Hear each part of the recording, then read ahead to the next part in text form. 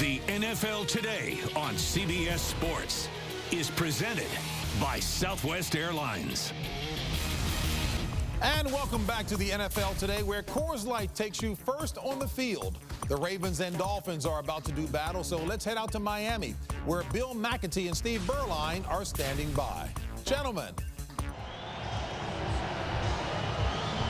Thank you, JB. Welcome, everyone, to Dolphin Stadium in Miami for a key Week 7 matchup between two emerging teams, the Baltimore Ravens and the Miami Dolphins. Hello, everyone. Bill McAtee along with Steve Berline. And Steve, two teams trying to turn things around, both coming off difficult losses last week, and both feel like they need a win today to get back on track. No doubt about it, Bill. You're talking about two teams that are 2-3 that desperately want to get to that 500 number of 3-3.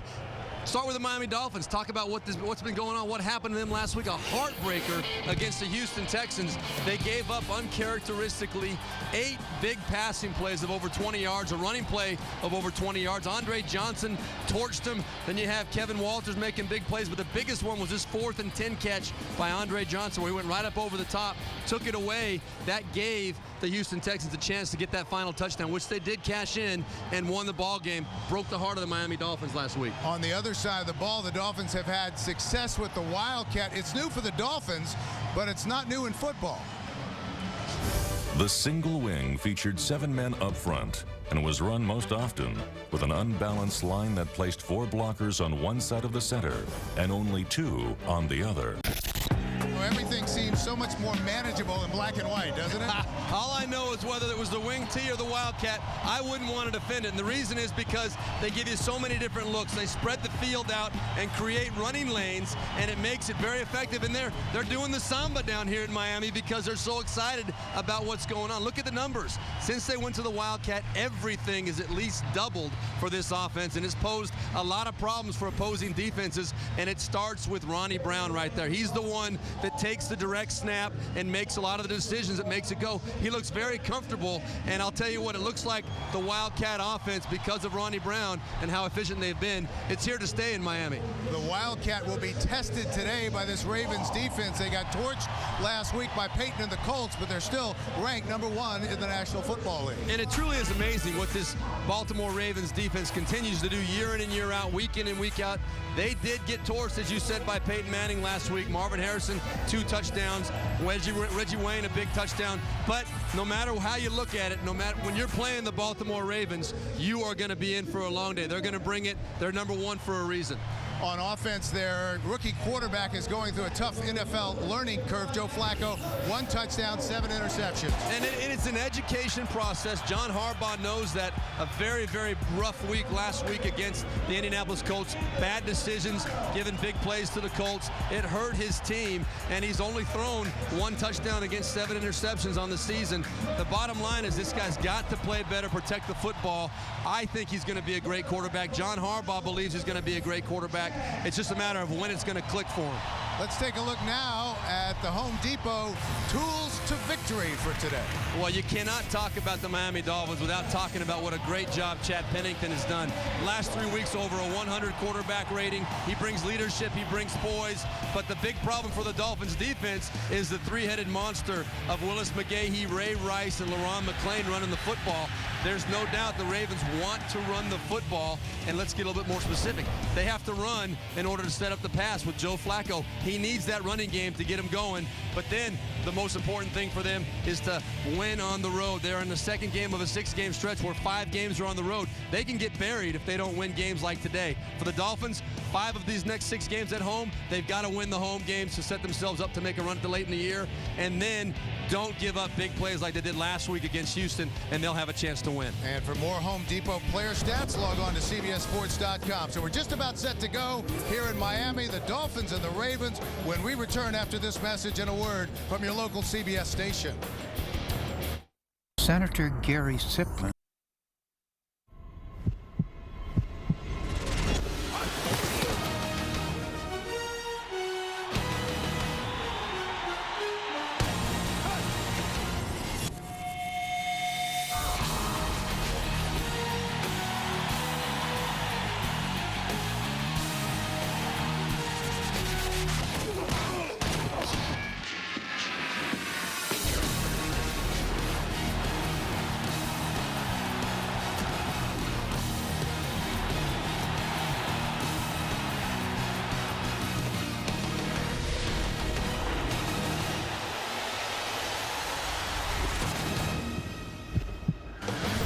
It is week 7 of the NFL on CBS. We're in Miami, Florida for the Baltimore Ravens and the Miami Dolphins. Today's game is brought to you in high definition by Sony. High definition, it's in Sony's DNA. And we'll be back with the opening kickoff in a moment. The Ravens and the Dolphins are next on CBS.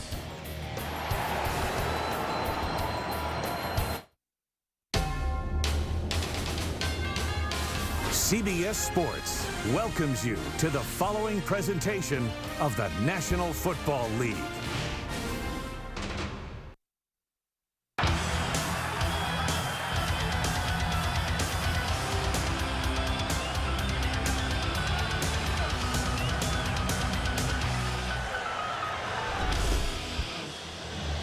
Two rookie head coaches facing each other today. Tony Sparano and John Harbaugh, both with young clubs. Both are 2-3, but both have seen things in their respective teams to feel very positive about.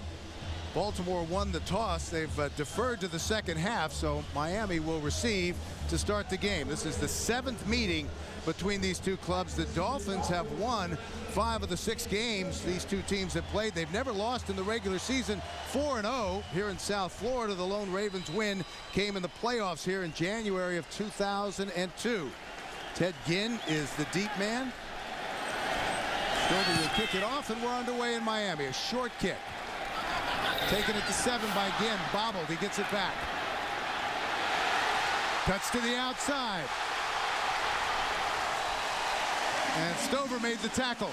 Good field position to start for Miami. And Chad Pennington, as we said, has been outstanding running the offense. 3 straight games with a quarterback rating above 100. He's everything they hoped he would be coming over from the Jets. The offensive line has done a good job in protection and opening holes for the running game. The backs and receivers, we'll see the wild card offense with Ronnie and Ricky. And they can do a lot of things out of that formation. Opening possession for the Dolphins. They'll start at their own 43-yard line. Base offense.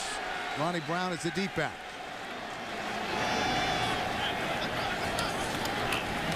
Play action. Pennington rolling out, wheel route. That's caught by the tight end Martin.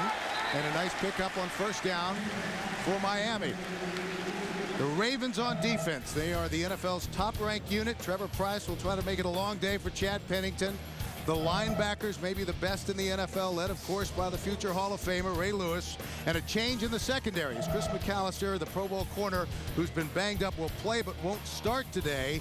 And Jim Leonard starts at strong safety for the injured DeJuan Landry. 2nd and 6, just underway here in Miami.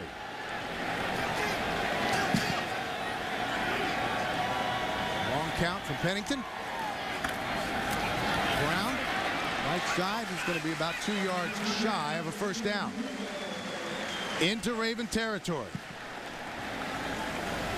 And you mentioned, Bill, Chris McAllister right there, not accustomed to coming in from the bench, but John Harbaugh said he had a great week of practice. He feels good. He's been fighting a knee injury. He has been one of the very top cover corners in the NFL. But the knee, and he's getting up there in age, and he's been burned a few times, quite frankly. And last week gave up a few big plays against the Colts. And so John Harbaugh said we can't have that. We've got to get Frank Walker in there. His job is to not give up those big plays.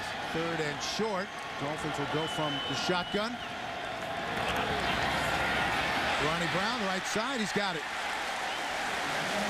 Came in 5th in the AFC in rushing, 1st in touchdowns with 7. A 4.7 yard per carry average. Very interesting there, Bill. That was a shotgun formation, but a wildcat play. They flexed out Ronnie Brown into the slot. Usually he's the one taking the direct snap in the wildcat offense, and you've got Ricky Williams coming underneath for the handoffs or the fake handoff. That time, Chad Pennington took the direct snap. Ronnie Brown coming back in motion, took the handoff and picked up the first down. We'll talk more about the Wildcat offense, but there are a lot of things that you can do off of it. And it's the Dolphins' plan to try to add a new wrinkle every week. Base offense here, I formation on first down. Sorry about that. And a timeout on the field. Just underway, 12:37 left in the first, no score. Tomorrow, learning to drive. We're back after the Miami timeout. 12:37 left to go in the first. Opening possession. for the Dolphins. In Raven territory, 1st and 10 from the Baltimore 47-yard line. Then a long snap count. Play action for Pennington. Rolling, has some room. And he's got a 1st down.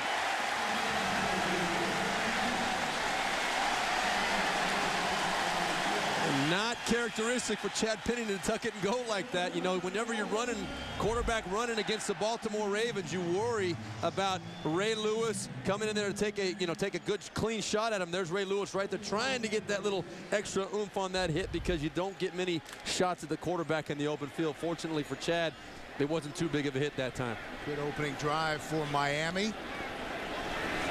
They'll go from the Baltimore 36-yard line. Martin, the motion man. They keep it on the ground. Ronnie Brown only stopped for a loss of a couple. Bart Scott was in the backfield. Well, on December 24th of 2006, Dan Henning is the offensive coordinator for Carolina. They really baffled the Atlanta Falcons with direct snaps to running back D'Angelo Williams. D'Angelo converted 7 of 8 third down opportunities using that formation. He finished with 36 yards on 9 carries, and it was a productive day. And there's Dan Henning right there with the Panthers. It wasn't the true Wildcat offense, but it was a similar vein of offensive football, and let Dan Henning know that, hey, you know, there is some validity to this thing. They'll throw it. The slant, Camarillo with the catch. And this Miami offense is clicking. Frank Walker, starting today at left corner, made the stop. And you're right, Bill. The Miami offense is clicking right now. One thing that they've got to figure out as they evolve as a team, Greg Camarillo is really the only productive wide receiver that this team has right now. He's got 21 catches on the year. Last week, he had 4 receptions for 49 yards. All the other receivers combined, 2 catches for 9 yards. So Tony Sperano and this offensive staff need to find wide receivers who can produce big plays as well. 3rd and 6 from the shotgun. Ronnie Brown in motion. They fake it to him. Pennington gets rid of it. This is going to be another 1st down. Patrick Cobbs coming off a huge game last week. 3 catches for 138 yards and 2 touchdowns. And Bill, that is the Wildcat offense, and you see Cobbs right there. Patrick Cobbs making the play, coming across. He's lined up in the slot on the right-hand side. Chad Pennington running the direct snap for the Wildcat offense. And Patrick Cobbs, last week, he said he had the 2 big catches for over 130 yards, both for touchdowns. Dan Henning, we talked to him and said, you know, are you going to try and find ways to get the ball to this guy more often? He only had 3 catches on the year. Right away, we see Dan Henning said, well, you know, we like to get the ball in our playmakers' hands. That was a yes. 1st and 10 from the 15. They'll go up top to the end zone. The flag, we could have pass interference. It's intercepted, but this is going to be pass interference.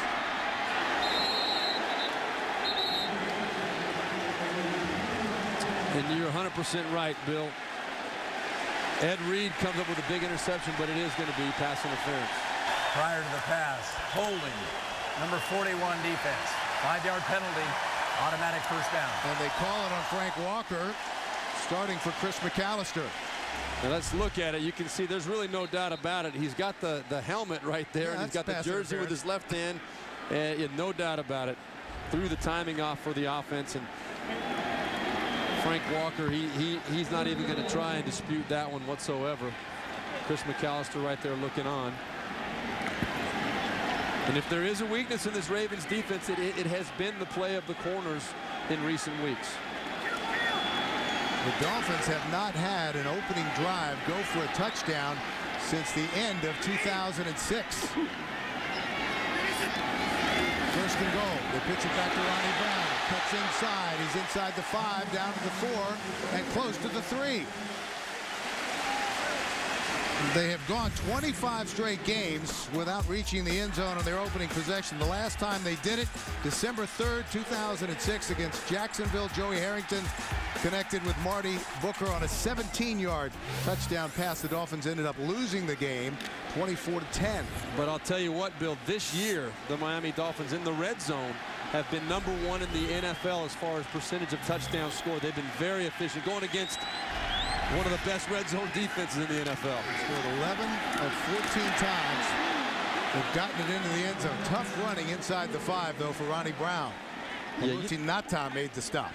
You know how good this Ravens defense is. There's only been 10 times this whole season in 5 games that opponents have had the ball in the red zone against this defense, and there's a reason for it. It is hard to run the football right at this defense. You saw right there, that was a serious pop on Ronnie Brown by 3 or 4 guys.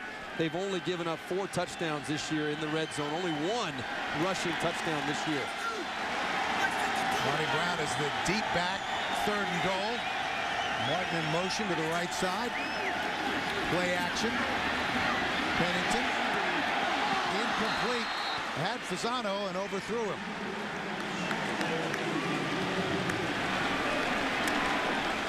Chad Pennington had 2 guys to go to on this one. You'll see number 88 on the right-hand side of the screen, David Martin coming across the back. That was a good shot there, but he pulled up. But then what got Chad Pennington on that play, Anthony Fasano was supposed to keep running. Chad Pennington leads him a little bit too far. The reason Anthony Fasano pulled up is because he saw Jim Leonard, number 36, sitting there waiting for him. It was just a miscommunication between quarterback and tight end right there. Unfortunate for the Dolphins. Dan Carpenter on to try a 21-yard field goal. And it's good. 8:23 left to go in the first. The Miami Dolphins are on the board 3-0. The NFL on CBS is sponsored by Southwest Airlines. Low fares, no hidden fees. FedEx, your ultimate NFL air and ground player. And by the all-new Dodge Ram. Never back down from a challenge. We talked with both teams this week, and everyone pretty much agreed that this was going to be a tough physical game. As Tony Sperano said, the yards are not going to be pretty. And Chad Pennington told us this might not be a game to play mini fantasy football, guys. It's going to be an ugly defensive struggle probably, but they've got to be happy getting 3 points out of the first drive. Ray Rice from the 5. He gets it out to the 28-29 yard line, and that is where the Baltimore Ravens will have their opening possession.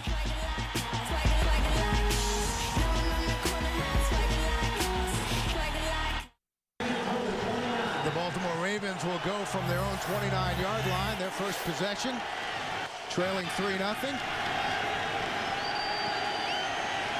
Ray Rice is the deep back, and they give it to Rice. Tries to pop it to the outside. Picks up 3. Andre Goodman made the stop. Joe Flacco, the rookie at quarterback, had a terrific start to the season, but really has leveled off the last few weeks. 3 interceptions against the Colts. The offensive line is banged up today. Marshall Yanda is out at right guard. Chris Chester steps in there. Willie Anderson starts at right tackle for Adam Terry. And the Ravens will try to get their running game going again today. Just over 50 yards last week. That was it against the Indianapolis Colts. And some tough yards inside there. Here's Miami on defense. They've gone to the 3-4 this season. Jason Ferguson, the veteran who came over from Dallas. The linebackers are led by Joey Porter, 6.5 sacks, tied for the lead in the AFC. And the secondary will try to come back after giving up some big plays and almost 400 yards passing against Houston. And this Dolphins defense now, a very, very good run defense too, 9th in the NFL. It's going to be a challenge for Baltimore to get that part of the game going, but vital that they do it. 3rd and 5. McGahee is in the backfield. Flacco from the shotgun. Here come the Dolphins. Ball's on the ground. Fumble. And we have a flag on the opposite side of the field. Yeah. It was, calm down, Miami Dolphins and fans. It's going to be offsides on Miami. Offside. Number 56 defense. 5-yard penalty will leave the ball just short of a first down. Repeat 3rd down. And that was Charlie Anderson jumping out. You'll see at the top of your screen right there at the top. You can see there's no doubt he got the head start. He's the one that coincidentally, or not coincidentally, has made the hit on Joe Flacco. But now he was definitely offsides. Nothing to dispute about that one, Bill. Anderson in his 5th year out of Mississippi, weak side linebacker. And you know, one of the matchups that Tony Sperano and the Dolphins like is going to be all day long off that left side of the Baltimore Ravens offensive line. Joey Porter, who's been wreaking havoc all year, playing at a very high level, going against Jared Gaither. Last week had a very, very rough game against the Indianapolis Colts. That'll be a matchup to watch all day long. McGahee in the backfield, third and less than a yard for the Ravens. Flacco keeps it, running the option. Gets it out just past the 40-yard line. Joey Porter made the stop. And here's the thing about the option in the NFL, but you know not many teams run it. Joey Porter, he's seen it one time now. Now he knows next time if that quarterback comes, he's going to hit that quarterback right in the chin. Going no huddle. We've got the Wildcat now with the option. We're going back in time. Showing blitz. And they have jumped off sides. That's complete to Mason, still on his feet. And out of bounds at the 42-yard line into Miami territory. Joe Flacco doing a great job with the cadence, got Miami to jump again. Offside, number 98 defense. Penalties decline. First down. Matt Roth, outside linebacker. That's all it takes. But a good play action fake by Joe Flacco and a good strong throw outside of Derek Mason. You know, and Bill, it's not so important for Baltimore to get the 3-4 yards pop running the football, but it's important they stay committed to it because that makes that play action more effective. That was good for 18 yards. McGahee gets back to the line of scrimmage. Channing Crowder, the inside linebacker who had a career day last week with 13 tackles, made the stop. Good penetration by Channing Crowder on that play. He's a very active middle linebacker, 38 tackles this year. Really won over Tony Sperano this year by his dedication, his work ethic, his leadership in the offseason. That middle linebacker is such a key position in the 3-4 defense. Tony Sperano wasn't sure what he had in Channing Crowder, but he's won him over. He has to call all the defensive signals and be a leader out there, and he's taking that role seriously. They give it to Ron McClain. McClain has some running room, tough stiff arm, and close to a first down. Jeremiah Bell finally made the stop. Cam Cameron, first trip back to Miami. Of course, head coach here a year ago. And one of the best offensive coordinators in all of the NFL. You know, he's going through the same thing that all these Ravens are, and that's the adjustment, the maturation of a young quarterback, and that really does limit you in what you can do, but you got to find ways to keep him off balance. That time right there, giving the ball to Ron McClain was a nice little change-up for him. Another third and short. Flacco. And he'll lose a couple. Dolphins were all over that.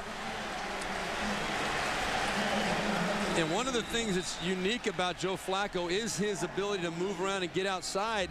Right there didn't work too well for him, though. They went with a hard play action, and I'm kind of surprised because this Baltimore Ravens team is one of the very best in the NFL in third and short or fourth and short running, but Matt Roth, number 98 right there, did not bite on the fake, was very disciplined in keeping his contained, and then decided to let Joe Flacco know he was there by putting his face right in the back of Joe Flacco. Roth, a converted defensive end, now playing as a 275-pound linebacker in the 3-4, and the Ravens are indicating that they're going to go for it. And I'm impressed. I think it's the right decision. You know, Cam Cameron's going to have a few plays for this situation. John Harbaugh, he wants to make a statement to his team that he believes in this young offense. They can get it done. They've got the field position, and it's early in the game. This is a good time to go for it. 4th and 2. Play action. Checks it down. Rice. He's got the first down. And that right there is a very good sign for John Harbaugh and Cam Cameron and this whole Baltimore Ravens team. Watch the poise out of Joe Flacco. He makes the fake. He's trying to get the ball at the field. But right here is Ray Rice, and Joe Flacco, what he hasn't done in recent weeks is come down to the check down guy if it's not open up the field. Right there, he said, I don't have what I want. I can dump it and still get the first down, and it worked out well. Keep it on the ground, and a loss. Rice was popped. Randy Starks, tremendous penetration. Yeah, let's listen to this. Randy Starks, the free agent acquisition from Tennessee this year, been a big force. He was a very productive defensive tackle for many years in Tennessee and a big acquisition for the Miami Dolphins. That's why he's here right there, Bill. So they lose 2. It'll be 2nd and 12. First possession for the Ravens. Flacco on the move. Lost it. Almost hauled in by Demetrius Williams. A flag on the play. We could have pass interference. Michael Lehan had the coverage. Well, I thought it was a tremendous play by Michael Lehan. We'll have to see the contact and what the call is. Pass interference, number 87 offense. Yeah, they call it on Williams. 10-yard penalty, repeat second down. Yeah, you'll see at the end of the play, Demetrius Williams, he did give a little bit of a push to the chest before he went up and jumped after the football. I thought it was great coverage by Michael Lehan. You see right there, that right hand to the chest. You saw the head go back of Lehan right there. That you see the chin snap back, and the referees caught that. Demetrius Williams almost with the big catch, but Michael Lehan, tremendous play going up and knocking that ball out of there. Demetrius Williams was listed as questionable this week with an ankle injury. It looked good there. After the penalty, 2nd and 22, they move it back to the Miami 40. And this is where Joe Flacco has to be very careful. Don't try to get it all back at once. Don't hold the ball too long back there. Try and pick up about half of it if you can. Todd Heap was the motion man. Steps up under pressure, and he's going to be sacked.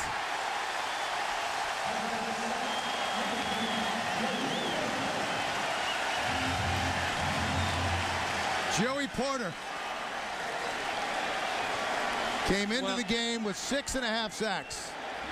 And he has been dominant. You're going to see Joey Porter right here coming inside. They came with a big blitz off of Joe Flacco's left side. And that's where the Baltimore Ravens had the most trouble last week. Even though today they've got a whole new right side of their offensive line, the left side of the offensive line is what John Harbaugh is most concerned about. And Joey Porter's lined up over there again. Since 2000, he has more sacks than any other linebacker in the league. 3rd and a ton. Mason gets it back to the original line of scrimmage. Just inside the 30. So we'll see Matt Stover. And that's a huge completion right there for Joe Flacco to pick up that 12, 14 yards just to get back into field goal range. He didn't try to do too much. He took what was there. Matt Stover, he has not made a field goal over 40 yards this year, but he's right about at his limit right here, just inside the 30-yard line with the ball. From 47 yards out. And that is good. He was 0 for 3 in field goal tries outside of the 40, but converts there. And we are tied at 3, 1:31 left to play in the first. The NFL on CBS is sponsored by the new AT&T. Your world delivered. And by Bud Light. The difference is drinkability. The MetLife Blimp is providing today's aerial coverage. Look for the MetLife Blimps as they team up with CBS for more coverage this fall. Well, both teams come away with field goals on their opening drives. Yeah, for the Ravens, much better than last week. They had only 3 first downs the whole first half against Indianapolis. Line drive kick.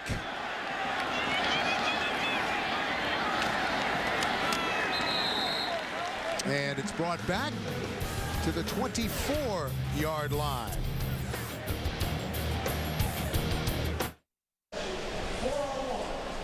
Both teams with long drives here in the first quarter. Just a 15-second differential. They both come away with 3 points.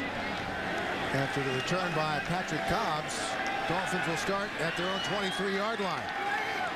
Pennington from the shotgun. Ricky Williams tries to cut it back inside. Some big hitting out there. Ray Lewis made the stop. Well, the polls have opened, and go to NFL.com/Pro Bowl to vote for your favorite players for the 2009 NFL Pro Bowl in Hawaii. You vote, they play. exclusively at NFL.com/Pro Bowl. That was another attempt at trying to get outside in the Wildcat, one of the Wildcat plays. But Ray Lewis, he gets excited out there. And Chad Pennington told us, you know, it's important not to get caught up in the energy and the enthusiasm of this Ravens defense. They get excited. They try and intimidate you that way. Can't get caught up in it. 2nd and 9. Pennington checks it down to Cobbs. Ray Lewis made the stop after the Dolphins earned a first down. This story about Patrick Cobbs, a lot of great stories in Miami. He's a guy that I think he proved last week to Dan Henning and David Lee and Tony Sperano, all the coaches for the Dolphins, that he needs the ball in his hands. He can make good things happen. First down. Miscommunication with Greg Camarillo. Incomplete.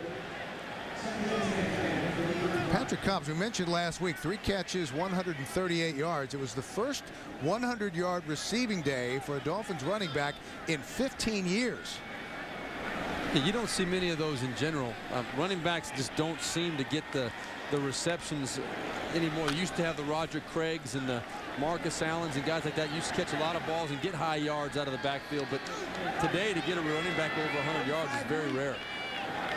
3 wide receivers to the left side. Ricky Williams alone in the backfield. Big hole for Ricky Williams. Nice pickup to the 43-yard line. And that's the end of the first quarter. We're tied at 3, and we'll return to Miami after these messages. You're watching the Dolphins and the Ravens, the NFL on CBS.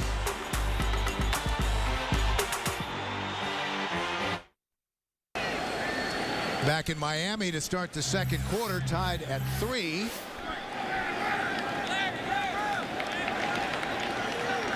Third down and short for the Dolphins. Cobbs was the motion man. Movement in the line. No flag. And that's caught. Patrick Cobbs did a nice job pulling that in. And that will move the chains. Bill, let's look back at this last play. There's a lot of different ways you can make a defense do what you want them to do. Right here, you see at the bottom of your screen, you've got 3 people down here on the side. Now, it caused a little bit of confusion for the Baltimore Ravens. You see Bart Scott coming out late. Now, stop right there. You see the lane that was created right through here for Ricky Williams to run the ball right up that seam, and it's a good, positive play. The Ravens need to learn how to adjust and account for these different formations. And now they get a look at the Wildcat. Ronnie Brown. And the Ravens were ready. He'll lose a yard. Justin Bannon had penetration, and talking to the Ravens, that was going to be a key for them, getting penetration, and that will allow them to sort of bottle up the Wildcat. Well, one of the things that Rex Ryan, the defensive coordinator, told us was that they ain't going to run the ball right at us in that Wildcat. I'll tell you that. Nobody runs the ball right at us. And so right there we saw an attempt by the Miami Dolphins to run straight ahead. And Rex Ryan and his defense won that first battle. Here we go again in the Wildcat. Ronnie Brown will receive the snap. That's Ricky Williams. They fake it to him, and now flag will stop play.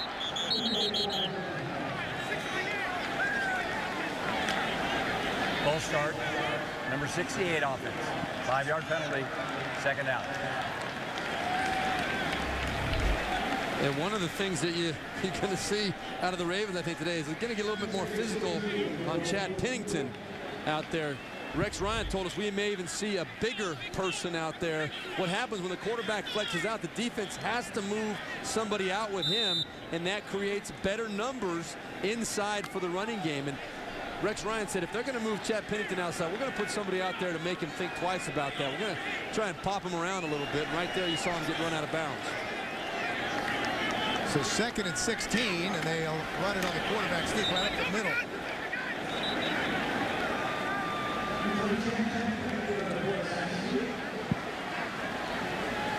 As a quarterback, do you like the Wildcat?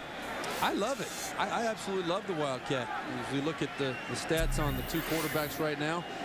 But I really do, because what it does is it forces the defense to prepare and take time out of their normal preparation during the week that they would normally be spending on your base offensive stuff. Even though you're only running the Wildcat maybe 7 or 8, maybe 10 times a game, they've got to spend a legitimate amount of time getting ready for it and all the problems that it does pose.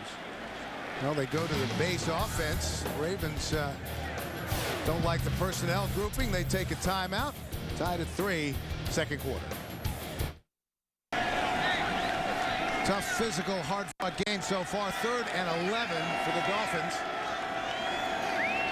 from their own 47-yard line. Here come the Ravens on the blitz. They pick it up. Pennington steps up, gets rid of it. Underthrows Greg Camarillo. Camarillo was open in the middle of the field, but that will bring on the punting unit. Well, I'll tell you what, Chad Pennington is very lucky he didn't take a big shot on that play. He was running back toward the line of scrimmage. Jarrett Johnson had a free shot at him and just kind of grazed him, but could have been a disastrous situation for the Dolphins if Jarrett had gotten a clean shot on Chad Pennington. Brandon Fields on the punt. Jim Leonard back deep for the Ravens. He lets it go, and it bounces into the end zone for a touchback. 53-yard punt. We're tied at 3 here in Miami. The NFL on CBS is sponsored by Geico. 15 minutes could save you 15% on car insurance. CareerBuilder.com. Start building. And by McDonald's. Play Monopoly at McDonald's. Coming up on the Sprint halftime report, join JB, Dan Shannon, Boomer, Coach Carroll for all the latest NFL scores and highlights from Week 7. That's all coming up on the Sprint halftime report. Ravens will go to work from their own 20. Keep it on the ground. Nice hole from McGahee. Powers his way across the 35 to the 37-yard line. Jeremiah Bell finally brought him down. And that is just what the doctor ordered for the Baltimore Ravens offense. They've got to get that running game going and stay committed to it right there. Just a good, solid, straight-ahead power play off the left side of that offensive line. Benjamin Grubbs, Jared Gaither doing a good job opening up a hole for McGahee.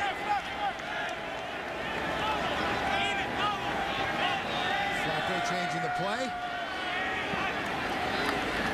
McGahee back between the tackles, across the 40 to the 41. This game is in many ways a sort of an early defining game for both teams as we head into the heart of the 2008 season, both trying to get to 500 and avoid a 2-4 start. Well, both these teams look at this game as a game they have to have because of the fact that it's early in the stretch of either home or away games. They've got to get some positive momentum going, and they both feel that it's a game they should win. Second and call it 7. Flacco stumbles, but able to keep his feet, goes up top, goes into a crowd. Clayton was the intended receiver, but he was well covered. Will Allen was back there. Jeremiah Bell also. Well, Bill, Joe Flacco has a very strong arm, but it's not strong enough to hold the ball as long as he did on this play. Look at how long he holds the ball back here. 1, 2, 3. For a quarterback to throw a deep ball to a speedy receiver like Mark Clayton, that ball has to be thrown on the second hitch at the latest, and you're still going to have trouble. That ball was thrown on the 30 hitch, too far down the field to make the throw. Ronaldo Hill, the free safety, had good coverage. So 3rd and long. Here come the Dolphins. Flacco gets rid of it. Incomplete. Tried to hit his tight end, Todd Heap.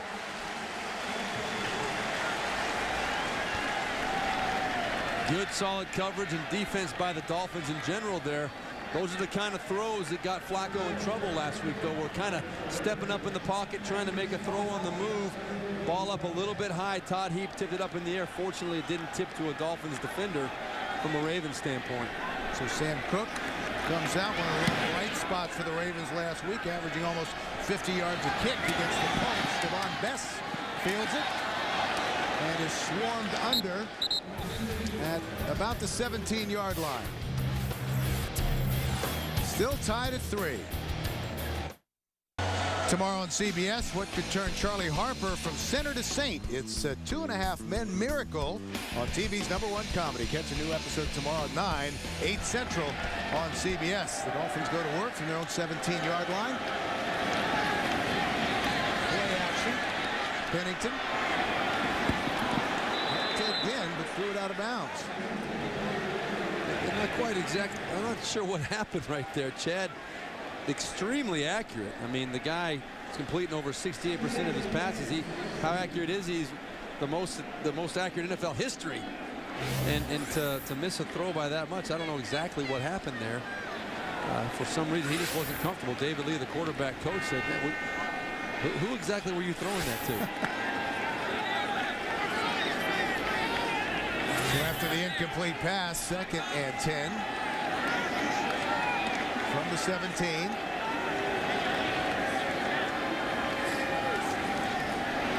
Pennington, pump fake, has a man, Camarillo. Dolphins leading receiver coming in with 21 catches. The only Dolphin wideout with a touchdown reception this season. That was good for 23 yards. Yeah, that was Greg Camarillo on the double move on the outside, faking the slant and then going deep. It's called the sluggo. And Chad Pennington doing a great job of seeing it and getting the ball to him in a catchable position before the safety came over the top to make the play.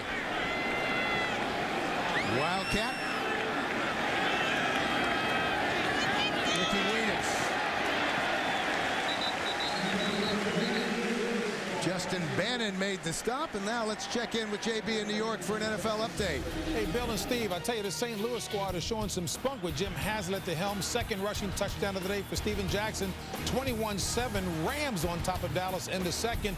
Meanwhile, San Diego Buffalo still no power at the stadium. San Diego on top, Phillip Rivers to Malcolm Floyd. They lead it 7-3 over Buffalo in the 2nd. Back to Bill and Steve. All right, JB, thank you very much. The Cowboys are struggling. Then they go with the Wildcat. They fake it to him. Johnny Brown kicks it. There's just not much going on in the middle. It's down for no gain. Well, what brought on the Wildcat transformation for this offense of the Dolphins? Well, it wasn't designed to get big plays. It was designed to find a way to gain 3-4 yards in the running game because the Dolphins were struggling. They were not able to run the ball first 2 games of the year. They were trying to do it to create a way to make positive yardage, and it's worked tremendously for them. And then some big plays come off of it. 35. Play action. Pressure on Pennington. Intercepted. Terrell Suggs.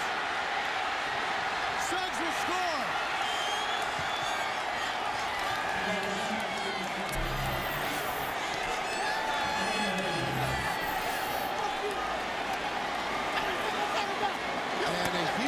Mistake for the Dolphins.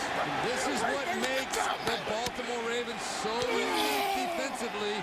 They came with a blitz off the left side with Jim Leonard, number 36, coming off the edge. And also, you had Frank Walker as well. And Chad Pennington, he felt the pressure, did not see Terrell Suggs. And all of a sudden, happy birthday, Merry Christmas, whatever you want to say for Terrell Suggs. That's a touchdown for the Baltimore Ravens. Still going to try the extra point. It's good. And the Ravens defense strikes. Terrell Suggs, an interception return for a touchdown. 44 yards.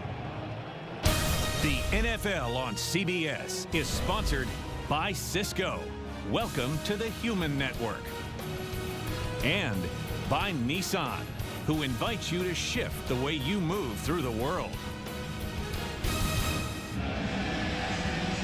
Since 1999, the Ravens have the most interception returns for touchdowns in the National Football League, 26. Now, with that one from Terrell Suggs to give Baltimore a 10-3 lead. It does not happen by accident. There is an intense focus on creating turnovers and scoring on defense in those purple jerseys. They have that mentality. Ted Ginn takes it at the 9. Trying to get to the outside and does, and out of bounds at at the 35-yard line. Well, Bill, coming into today, this is one of the things the Dolphins were most proud of, of their offense. The fewest mistakes in the NFL. You can see only 20 plays where it was either a giveaway, a penalty, or a sack. Chad Pennington managing the games very, very well.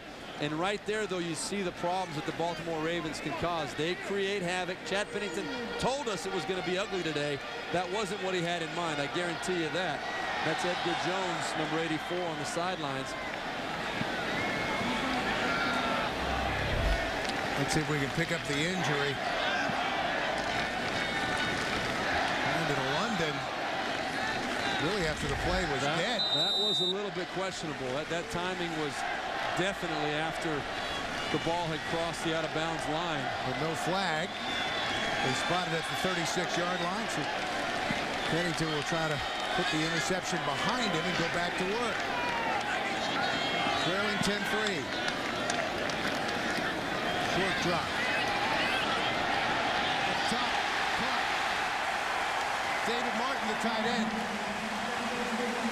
And he's become a nice weapon for the Dolphins. He and Tony Fasano make a great combination as tight end. You see, just straight up the seam. And Chad Pennington, I wasn't sure if that ball was going to get there in time. It floated a little bit on Chad, but he saw it. He had great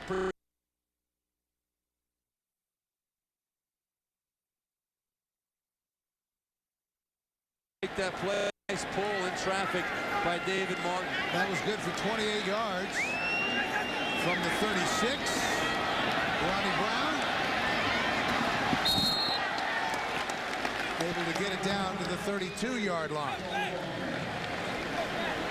And it seems, Bill, this is the wrinkle that Dan Henning and Tony Sperano and David Lee, the quarterbacks coach for the Dolphins, have come up with for the Wildcat. They're putting Chad Pennington back in the gun and running their Wildcat plays, trying to get outside the perimeter on those plays and then trying to throw some play action off of it.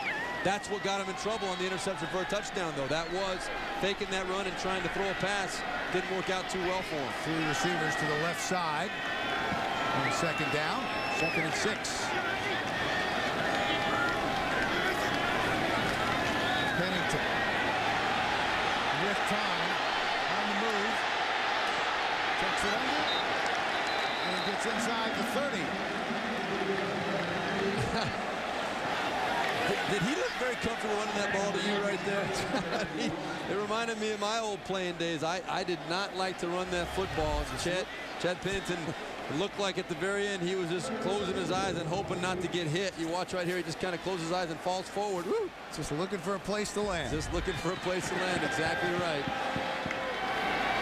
Boy, you got to be careful out there in the NFL in general, but against this Baltimore Ravens defense, they look for those opportunities to get the good, clean shot on you. 3rd and 2. Short drop.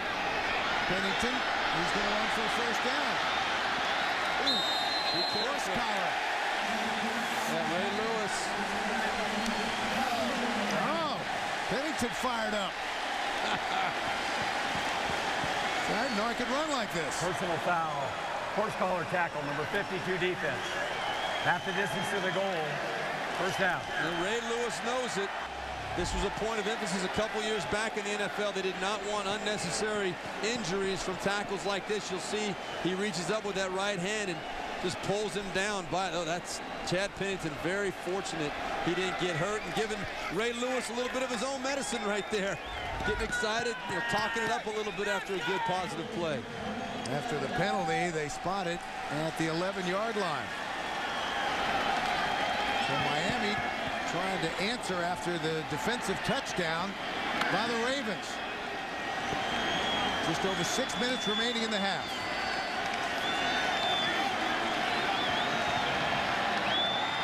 Pennington from the gun. In the corner of the end zone for Camarillo. Can't bring it in. And Walker had good coverage. Yeah, the ball just kind of floated a little bit. Chad Pennington trying to get Camarillo up there for the jump ball. Pretty good coverage by Frank Walker. He's right there. Didn't see the ball coming, and Camarillo actually almost did come down with that football. Chad Pennington just wanted to give him a chance to make a play in the back of the end zone.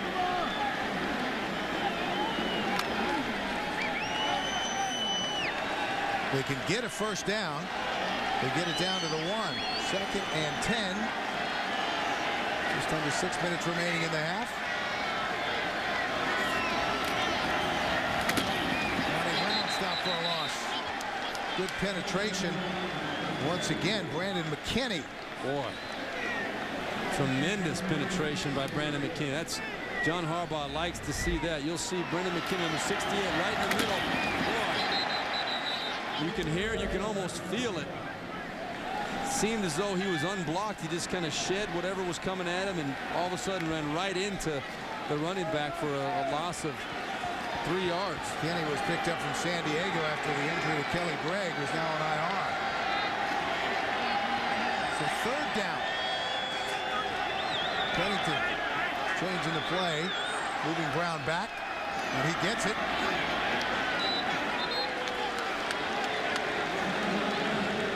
It almost seemed as though the Dolphins were content to settle for a field goal right there.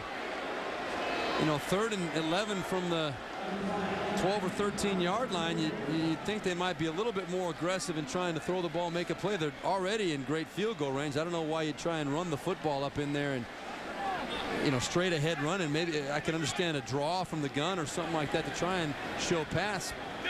But obviously they're content with the running with the field goal. We'll see Dan Carpenter again.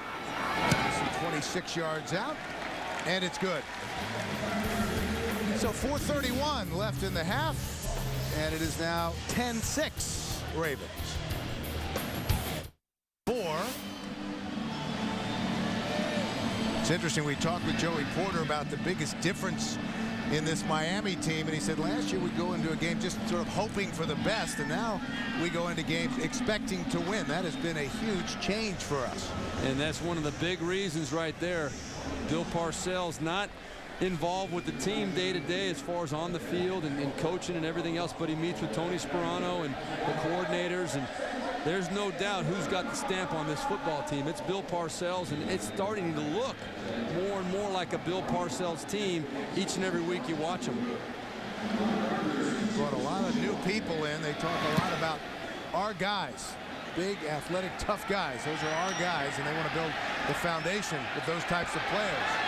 Ray Rice, nice return out across the 30 to the 33-yard line. Well, tomorrow on CBS, could Horatio Cain's own family be killers? It's a shocking new CSI Miami tomorrow on CBS.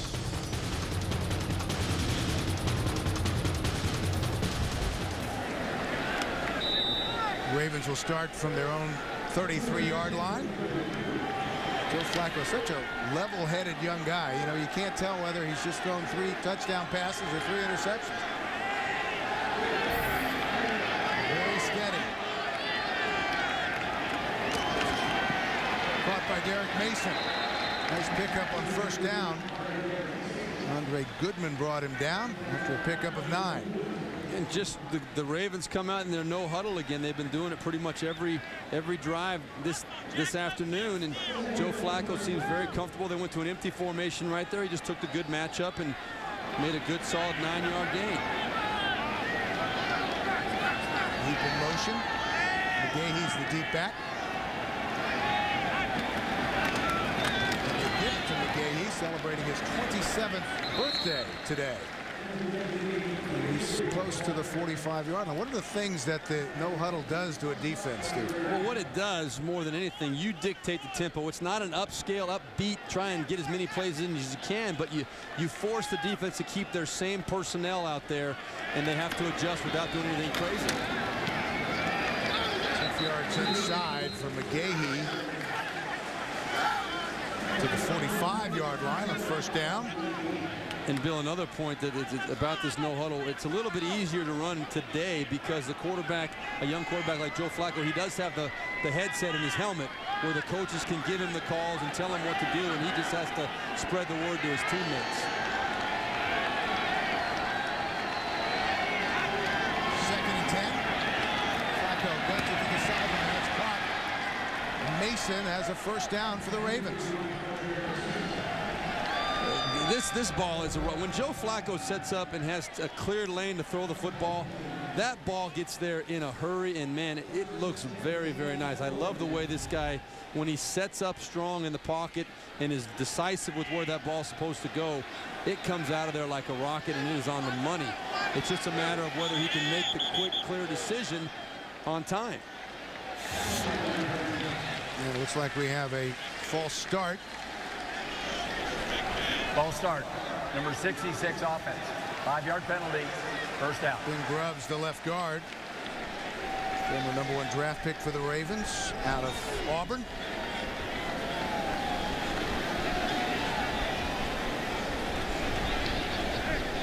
So they're moving back 5. Well, this Ravens offensive line in a very unique situation. The injury to Marshall Yanda last week has put Christopher Chester in at right guard. Number 65. He was moved to tight end a few weeks ago. They even changed his number. Changed his number. 48. And with the injury, they moved him back to right guard. He's 65 again. And Adam Terry, the usual starting right guard, out with an injury too, so that moves in Willie Anderson. From midfield, they fake the run. Not complete. Threw it behind Demetrius Williams. And that will take us to the 2-minute warning. 10-6 Ravens.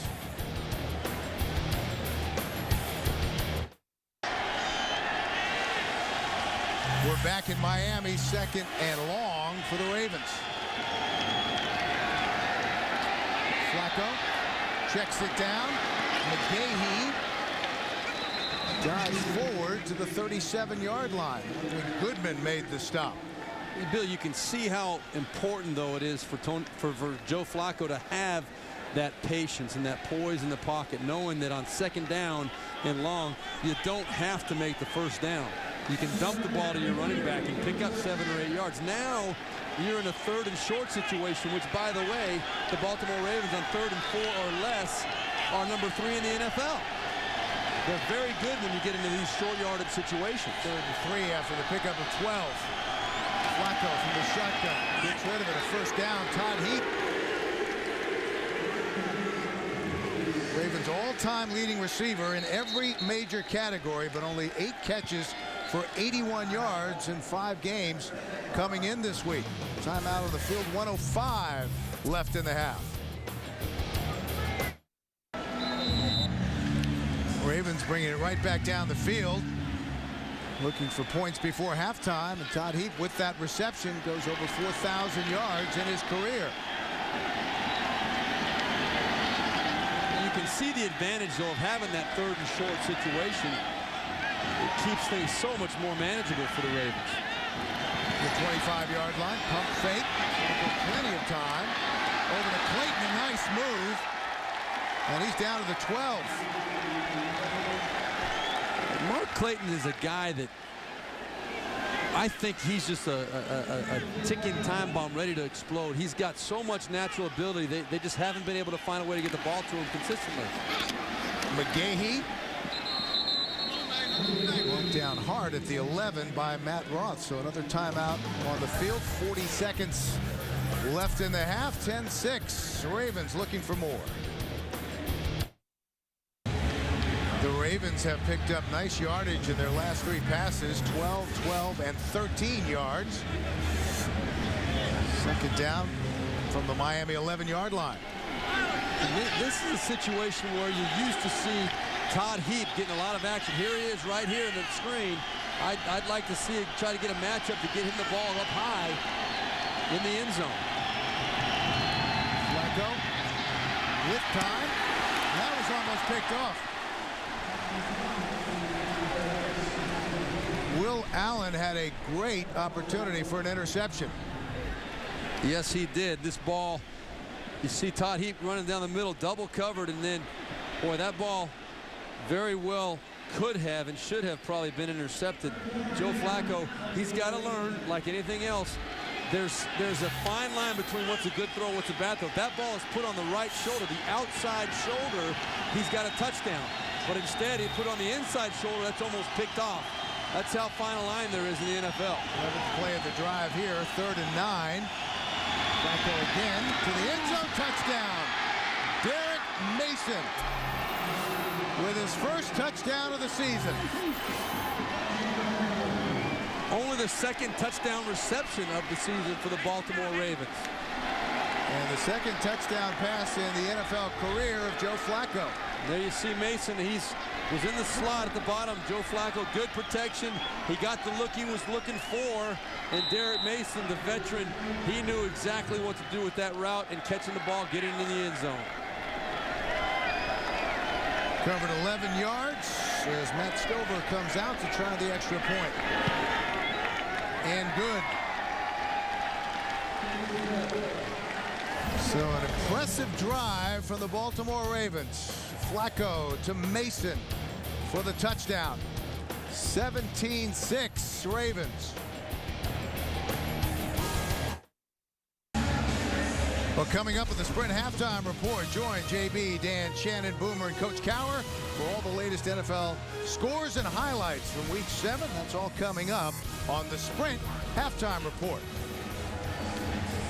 Yeah, that was an impressive drive from the rookie and this Ravens offense. 17-6, 30 seconds left in the half. And important for the whole team. The defense, that lifts the defense up. They say, okay, maybe it's starting to click. Maybe this offense is going to bring some life here. Again. Oh, down hard at the 31-yard line. And that was a tough hit. Flag. The rookie Nakamura, the rookie out of Cincinnati, made the stop. Let's listen.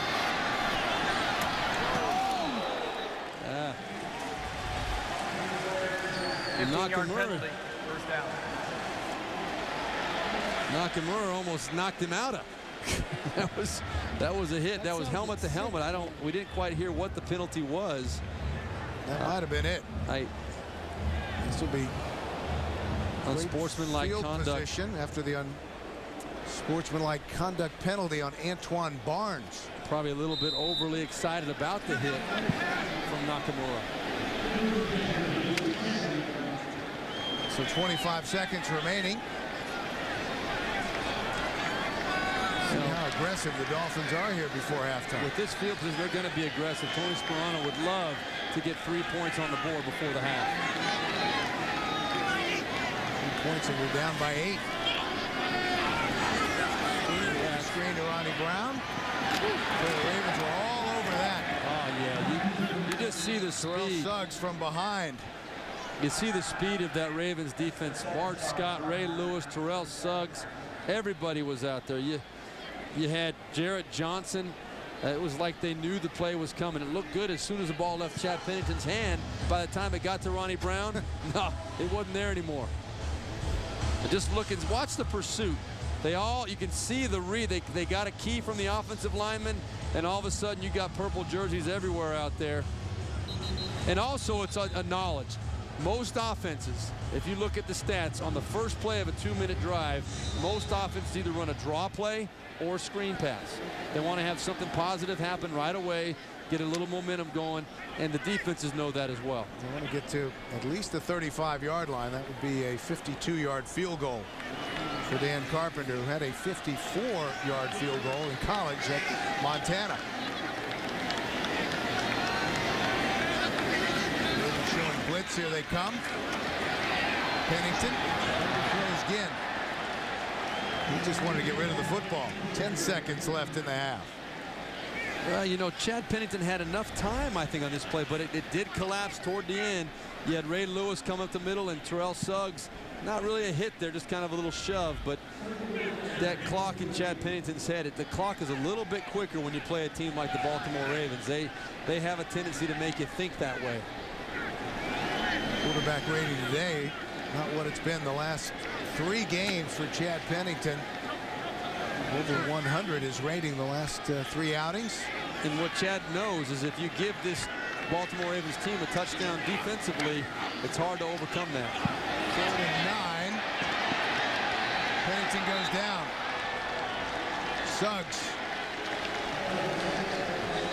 Suggs finished off by Trevor Price.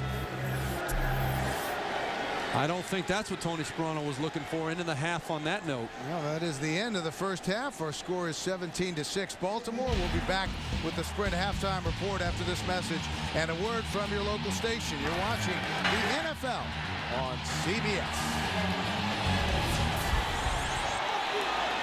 Punting the ball, not turning it over, except the one big one by Chad Pennington and Terrell Suggs. That's telling the whole story for you. Well, remember, Baltimore won the toss. They deferred to the second half, so they'll get it to start the third quarter. That's a big hits. Again, Tony Sperano told us the yards were not going to be pretty, and that has been the case today. Ray Rice from a yard deep in the end zone. And brought down hard at the 24-yard line. And you know, Bill, we talked about the Ravens' possessions. They only had 3 in the first half. 12 plays on one, 11 on the other. The 4-play drive ended with the punt. You know, we were talking to Joe Flacco last night, and he said, hey, as long as I protect the football and we end up drives kicking the ball, whether it be by a punt or a field goal or a PAT, we're going to be okay. That's the fewest in the NFL this season. They'll go to work from their own 23-yard line. McGahee is the deep back. And they give it towards McGahee. Nice hole. Out across the 30, close to the 33-yard line. Jeremiah Bell is the Dolphins' leading tackler. Made the stop from his strong safety position.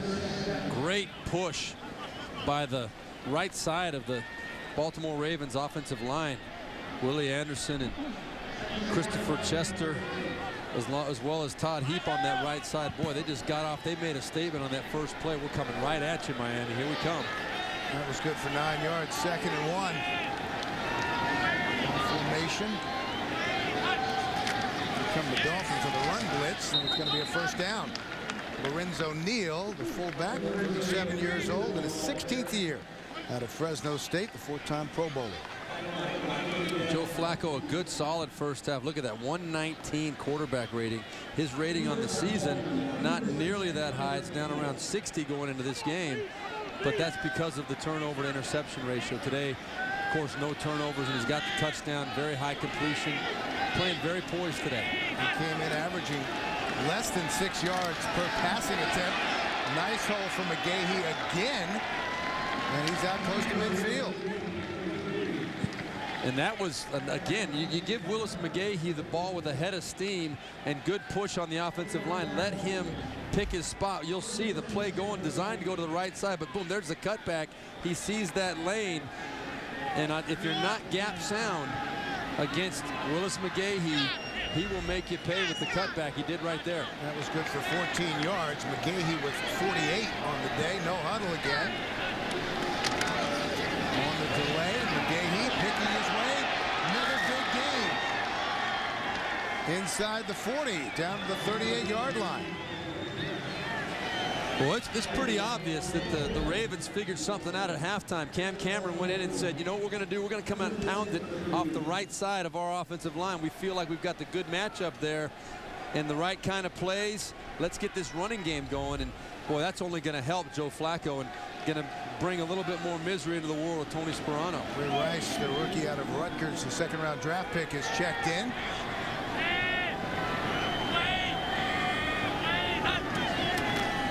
And they give it to Rice. Cuts back. Hits a wall at about the 36-yard line. Yeah, that's the Miami Dolphins defense saying, okay, you run 3 straight plays off the right side. Let's put it into that right now. But Cam Cameron, as a good offensive coordinator in the NFL will do, saying, you know what, you show me you can stop it, then I'll stop running it. And I'm sure he's got some play action coming here pretty soon off of that. Here we got the empty backfield, trying to spread out the defense. Jason Ferguson is out with a rib injury, so Randy Starks has taken over at the nose tackle position. Flacco, that's caught. At the 30 goes Todd Heap. Bill, we got to talk about it a little bit in the first half, how important it is to keep the 3rd down conversion short and sweet. You see right here, Todd Heap just going up and turning around, running what's called a stick pattern. Joe Flacco seems to be buying into it. Find a way to get the completions on the short ones. Give yourselves a good 3rd down situation. Miami never got set. McGahee outside, another nice pickup. Close to the 20. Ronaldo Hill made the stop. And that's what the no huddle gives you, the flexibility that if you do want to try and change the pace up and pick up the pace and try and catch him off guard, you can do it by just being up there at the line. You see the run in this drive, 49 yards in this drive alone on the ground. After 38 the entire first half. McGahee, and it is not for a loss. McGahee, one of 4 Ravens to star at the University of Miami. He played also to Central High here in Miami, so a homecoming to celebrate his 27th birthday. No present he'd appreciate more than a W coming down here to Miami. He knows that his Ravens team got their work cut out for him with 5 of 6 games on the road. They've got to win this game to stay in the hunt. They all believe it. LaRon McClain has checked in. Play action. Flacco has caught. Heat. And they're getting him more involved in the offense today. You know, Bill, you and I were talking about this yesterday, how it doesn't make any sense why the Ravens have not tried to establish Todd Heap more in this passing game. He's such a security blanket for any quarterback, especially a young quarterback, a guy with his ability, proven track record to get the ball to him. It doesn't make any sense. Today they're doing it. Up in a hurry. McClain just churning those legs. Gets it to the 10-yard line. And you know, when we talked to Joe Flacco about that yesterday, about where's Todd Heap, he did make a point to. He said, you know, I'm trying to get the ball to him, and I'm trying to find opportunities to do it. I know he's a great resource, and today they're finding ways to make it happen. 2-time Pro Bowl tight end in 2002 and 2003. He missed 10 games last year with a hamstring injury. Rice in the backfield, 2nd and 9 from the 10. The Ravens threatening, first possession of the second half. Flacco into the flat. McClain, and he picks up maybe 1. Dolphins were ready.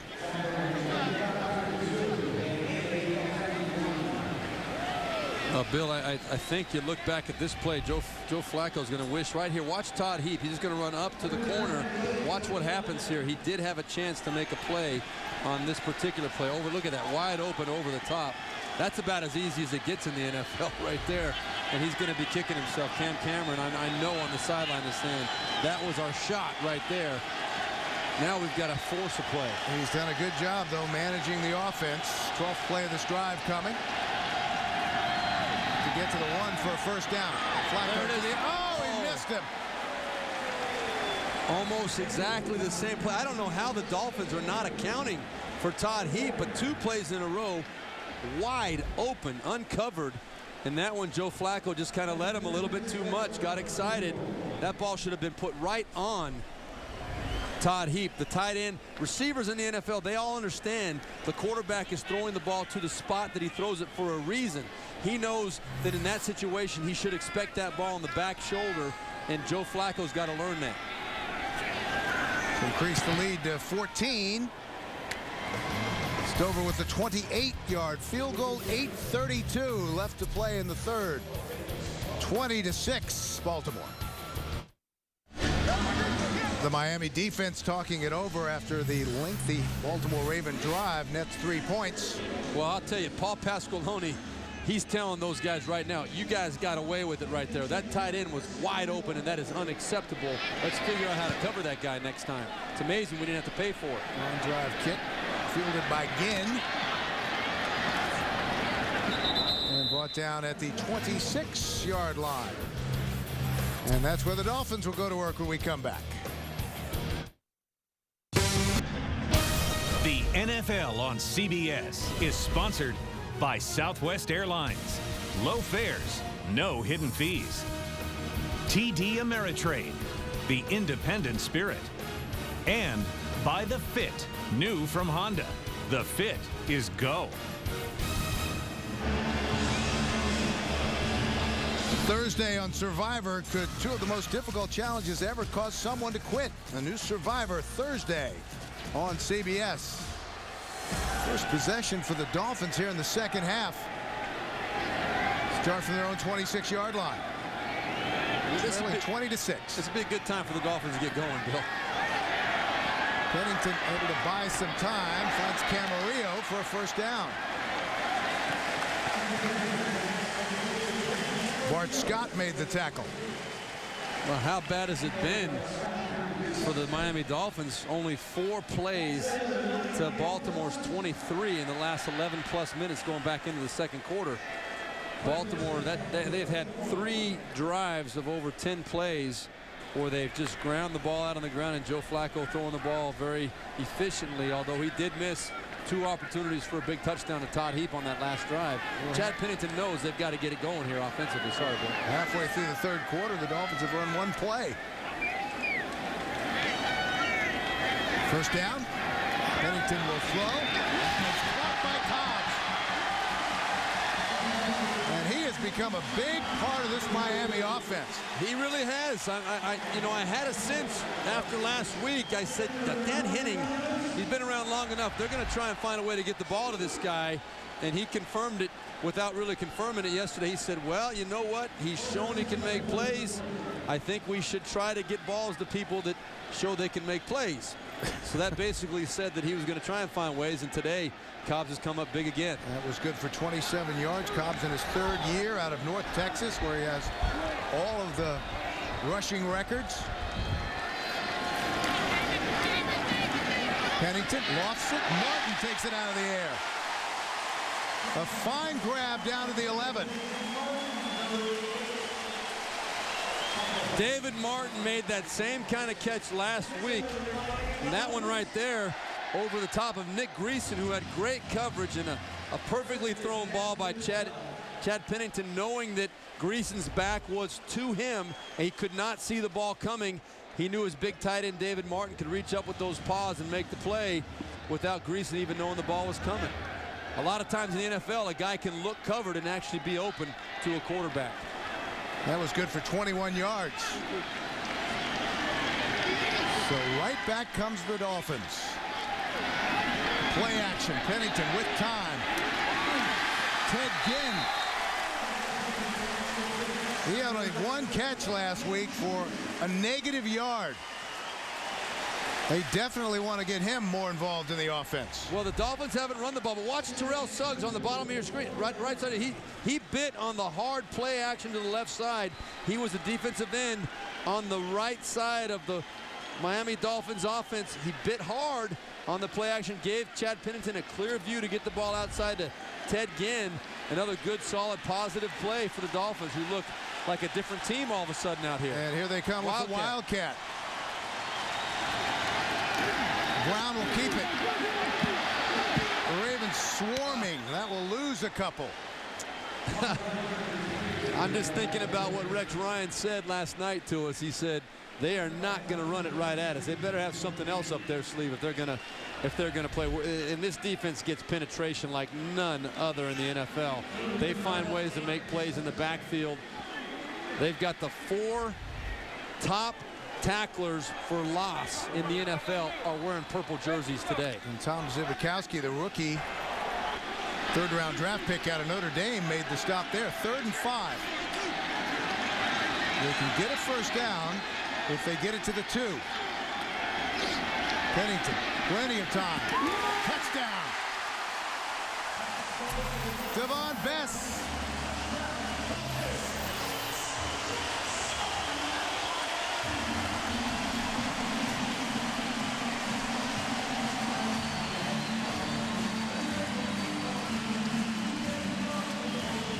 Just a really strong drive by Chad Pennington and the Miami Dolphins. A little bit of confusion in there. Ed Reed, number 20, just a split second late. Tony Sperano loves it. Chad Pennington taking advantage of just the split second opportunity to get that ball to Bess.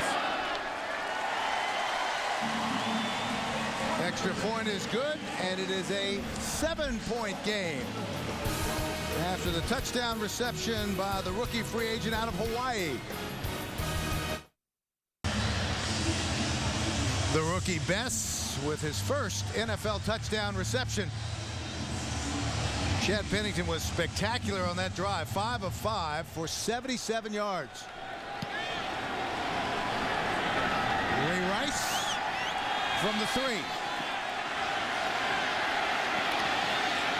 Still on his feet.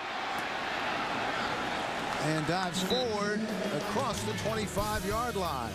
20-13 now, Ravens.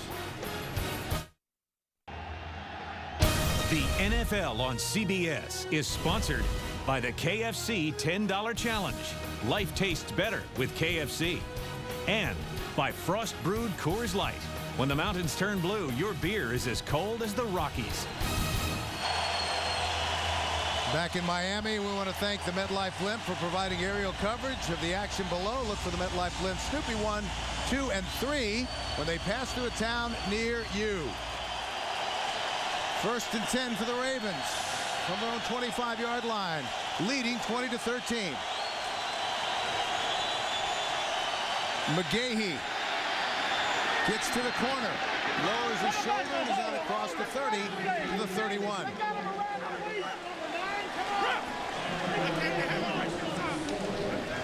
Well, what the Ravens have decided to do, they're doing a lot of shifting and motioning before the plays, Bill. And what that does, it can dictate to a defense how to align. You can actually get the defense in the look that you want by creative positioning of your shifting and the motioning. You can force them into a look that's desirable for your run. And Cam Cameron, you see all the shifting and moving around. They're forcing the Dolphins to get to certain looks. 2nd and 4. McGahee. Not much there. Well, Willis McGahee, they really wanted to get him going. University of Miami product. Now with 78 yards on 13 carries, and he's been effective, helping Baltimore control the clock and move the football. And even that last play, Bill, though, was only a 2-yard gain, but now you're looking at 3rd and 2. That's exactly what Cam Cameron and John Harbaugh want for Joe Flacco. Dolphins showing blitz. Here they come. Ball's on the ground. It's like McGahee was able to get it back, but short of a 1st down. It was Flacco who fell on it. Yeah, it looks like Ray Rice was just a little bit late in getting his arm up for the handoff. Willis McGahee, was a little bit late in getting his right elbow up out of the way, and Joe Flacco hit his right elbow with that ball. And that's what caused the fumble. That's a nightmare situation to give the Dolphins the football down in that end of the field. Sam Cook back at his own 19-yard line.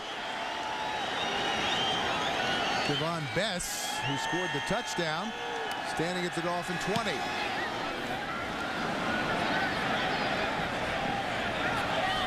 Oh, what a kick. Out of bounds at the 3, so the Dolphins will have a long field when we come back, trailing 20-13. Devon Bess making the decision not to field the punt. It ends up being a 63-yard punt and went out of bounds at the 3-yard line. Well, it turned out to be a bad decision. He was right there. He could have definitely fielded the ball at some point to try and keep it from rolling inside the 10 and 5-yard line. But, you know, a lot of times coaches tell returners don't touch it if it's inside the 10-yard line. Pennington. Camarillo, incomplete. And that was almost intercepted by Fabian Washington. Well, Camarillo had tipped it. And that's a real dangerous throw coming out of your own end zone. I like the aggressiveness by Dan Henning and Chad Pennington on that play. But, boy, to go down the middle field, they got a 2-deep coverage, which gives up a chance to throw it down the middle of the field. And if that ball is thrown high and tipped up, and, you know, you got a realistic chance of that ball being intercepted. Fabian Washington wishing he would have caught that ball, thinking he probably should have. So 2nd and 10. They'll throw again. Martin. 1st down. Bill, I will tell you what, this is the best throw Chad Pennington has made all day. Watch David Martin coming across. Watch this throw right over the top of Ray Lewis in the hole. That is a gutsy throw out of your own end zone to put the ball up and over a linebacker into a hole over the middle of the field. That's a lot of coaches don't have the guts to call that play. A lot of negatives in that situation. There are, but boy, what a great throw. And Chad Pennington's numbers coming up a little bit. Working his way toward 100 perhaps. 87.5 now. Ricky Williams.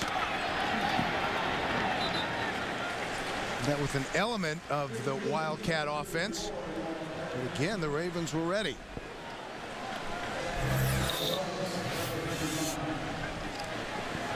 .191 to 124 total yards for Pennington and Flacco. Pennington is the Dolphins' leading rusher, and that's not what they want. I guarantee you can count on one finger how many times Chad Pennington's been his team's leading rusher. This is it today.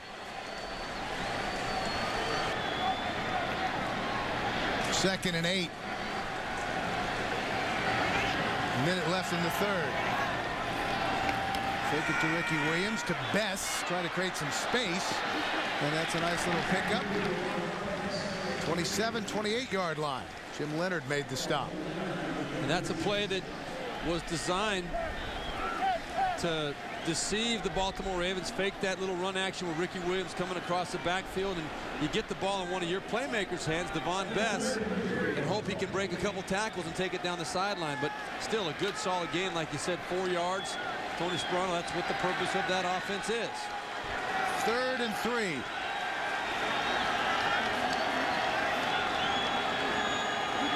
Ronnie Brown in motion. Pennington has to step up. Being chased, gets rid of it. Camarillo. He'll be short of the first down.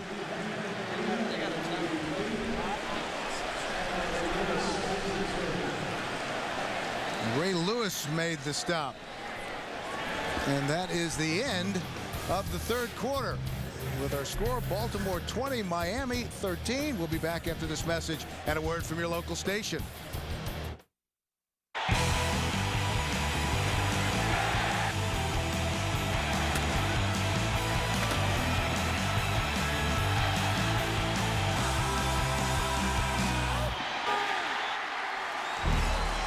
The Ravens trying to get back in the win column after losing 3 straight. The Dolphins let one slip away last week against Houston. They're trying to rebound today to get a 3rd win in their last 4 games. They were about a half a yard short on 3rd down, so they'll punt as we start the final quarter. Landon Fields. Leonard. Gets it back out near the 20-yard line. 2013 Ravens. Watching the NFL on CBS. Tomorrow on The Late Show, Dave's got Jack Hanna's Animals, Jessica Simpson, and a top 10 with Robert De Niro and Al Pacino. Don't miss The Late Show all this week on CBS. Ravens leading 20-13 from their own 21-yard line. 1st and 10. Rice is the deep back. Flacco incomplete.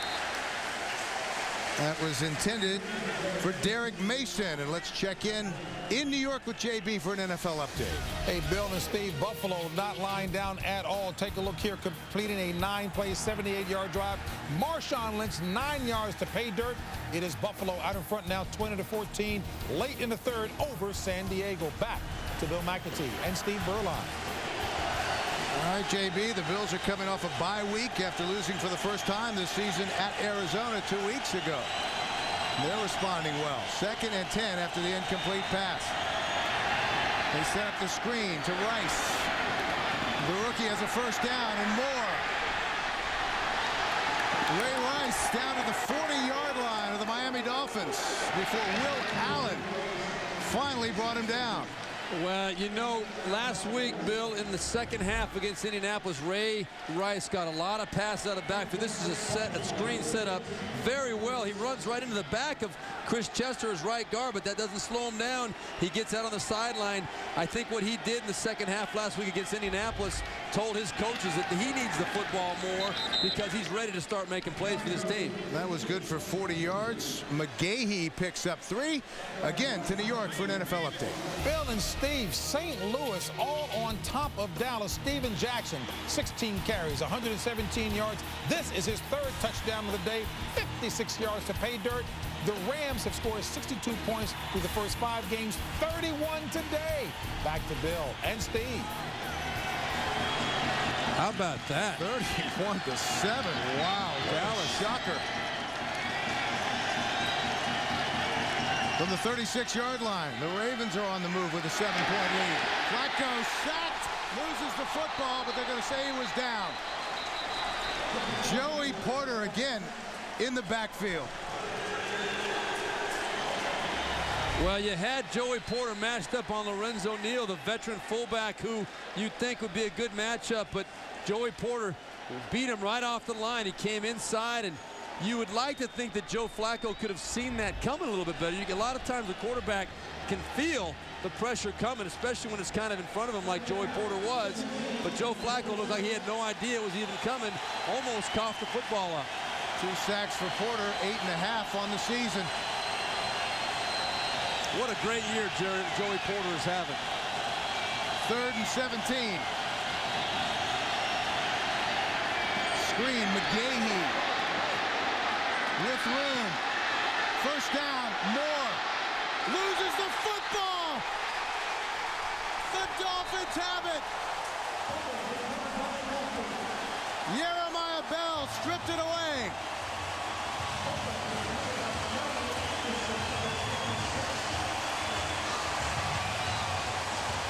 That's a great lesson for all the young football players out there. You never give up on a play. It looks like the Ravens have everything going for them. You got Willis McGahee with the football, almost looking like he's going for a touchdown, and Jeremiah Bell stripping that ball out of there, coughing it up, giving his team the ball back. You know what? Last week in the Houston Texans game, there was a fumble, very similar situation. Andre Johnson fumbled the ball into the end zone. Who recovered it? Jeremiah Bell down the field. That doesn't happen by chance. It means working hard and trying to find a way to make a play and then cashing in when you get the chance. Charlie Anderson recovered it for the Dolphins. That was a 35-yard gain on 3rd and 17, and then the fumble. And whistles before the snap.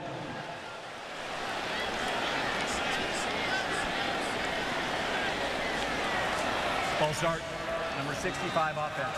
Half the distance to the goal. First down. Justin Smiley, the left guard. Bill Levy, our referee today. His 9th career fumble lost. He's giving away presents on his birthday. That's not too normal. You know, in many ways, that was almost as good as a punt, though. I mean, it negates a huge gain, a scoring opportunity. Oh, yeah.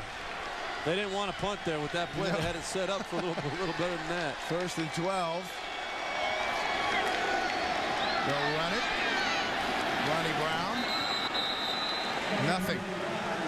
But, Bill, I cannot tell you the situation that right now Miami is in. They've got the momentum, and that guy right there, Ray Lewis, you got to be careful. This is where this defense is so dangerous because they're not like a normal defense when their offense coughs the ball up and turns the ball over, come out down in the dumps, you know, feeling bad, sorry for themselves. They come out and say, all right, now it's our turn to step up.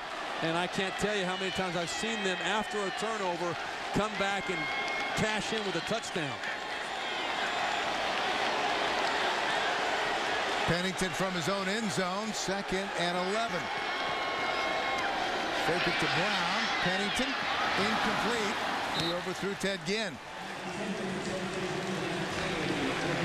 That'll bring up 3rd and long. Yeah, I'd be very surprised in this situation. Well, you know, shoot, they're down in the game, so you might have to be a little bit aggressive, but still 11, almost 12 minutes left in the game. I would almost like to see Tony Sperano do something safer, a little screen pass, maybe a handoff.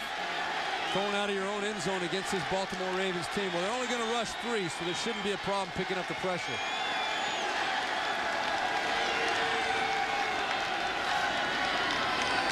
Pennington with time to Ginn, trying to make something happen. He reverses his field, almost gets his head taken off at the 8. That's exactly right. That was, I believe, Terrell Suggs that almost ripped his head off. A good, safe, smart pass by Chad Pennington, not trying to get too greedy. You see Ray Lewis turning it back inside, and watch this right here. Terrell Suggs, boom, almost ripped his helmet off. Look at that. Wow. Might work at Ohio State, but not here. Talk about whiplash. Leonard retreats to his 36. Ravens will have good field position. A flag on the play. That was a block in the back. Jameel McClain, number 53, right in front of the referee. Illegal block in the back. And it was a 55-yard punt. During the return, the illegal block in the back. Number 53 receiving team. 10-yard penalty. First down. Timeout. Jameel McClain, 11:05 left to go. The NFL on CBS is sponsored by MotorStorm Pacific Rift, only on PlayStation 3. The Phenomenal 4 from Mitsubishi. 4 cars, 4 cylinders, 0 compromises. And by Sprint. Get NFL Mobile Live, only from Sprint, only on the Now Network. Coming up next, the second half of our doubleheader. Peyton and the Colts battle the pack. Brett Favre leads the Jets against the Silver and Black, of the Browns take on the Redskins. Check your local listings for the game in your area. First down for the Ravens. They'll keep it on the ground. Ray Rice, tough yards. Churning to the 35-yard line.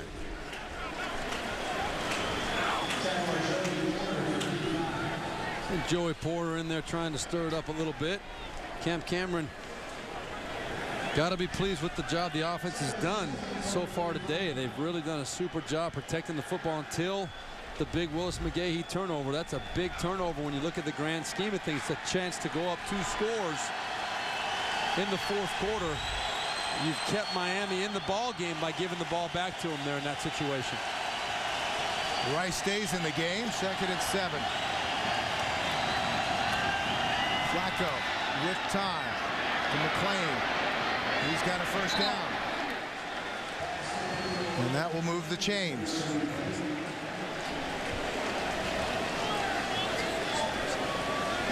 You know, I cannot think of one ill-advised throw that Joe Flacco's made today. He looks very composed, very much under control, taking what's there. Hasn't forced. He's been a little bit, or not as accurate as you'd like on a few throws that have been high that could have had bad things happen, but his decision making, I think, today has been right on. Mason is the motion man. Ray Rice. Flag on the plate, close to midfield.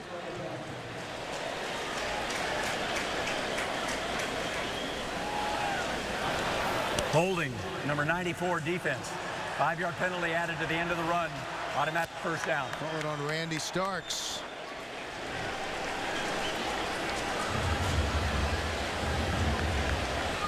Well, we talked about Joe Flacco being such a level-headed young guy. He said the only time he's really been a little bit in awe of where he is was last week during the pregame warm-up. He said he looked over and he saw Peyton Manning. And he said, wow, that's Peyton Manning over there. He said, well, once the game started, I was okay. He said, well, I was pretty impressed with things prior to the start of the game. Well, that is, I'll tell you, I look back at my career, and that first time with me, it was Joe Montana and guys like that, where you start seeing him warm up, you're like, I'm on the field with Joe Montana.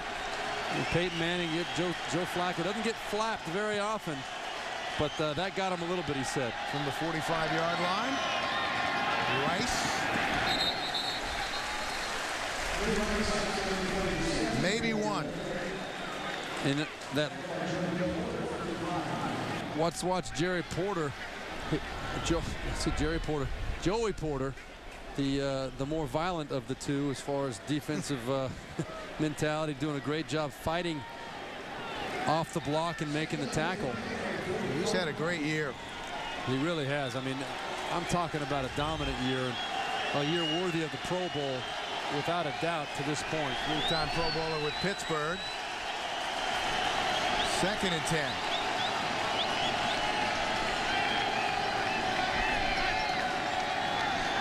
They'll throw under pressure. Dumps it out to McClain. Fights his way back to the line of scrimmage.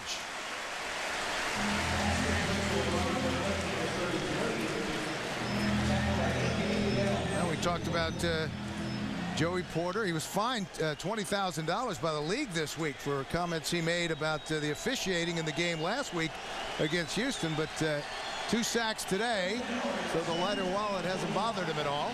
And Bill, you know, he's the only player in NFL history to record at least 70 sacks and 10 interceptions. That's a tremendous career, and he's still going strong. 3rd and long. Big down for the Dolphins. Flacco. Mason still on his feet. Down to the 22-yard line.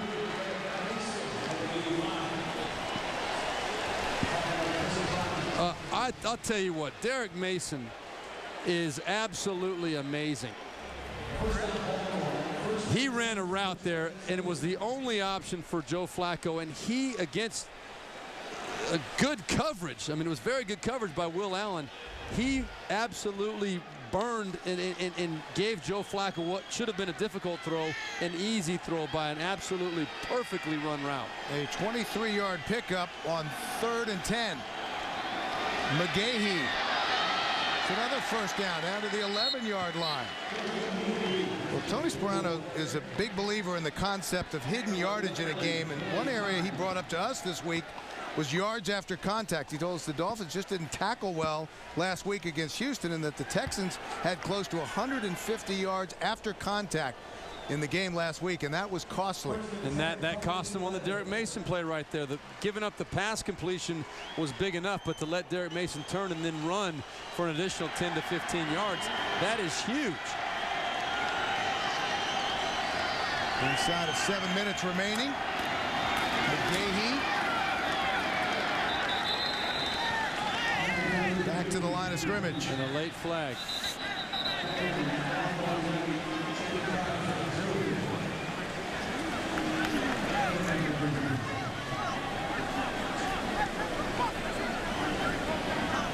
After the play was over, personal foul, number 97 defense, blow to the head. Half the distance to the goal, first down. Philip Merling, the rookie 2nd-round draft pick out of Clemson. Yep, these are the things that sometimes young players do, and these are the things that head coaches have to deal with. Tony Sparano's team, very well disciplined and uncharacteristic for that kind of a mistake to happen. Both these teams are 2 and 3, but they both feel like they could easily be 4 and 1.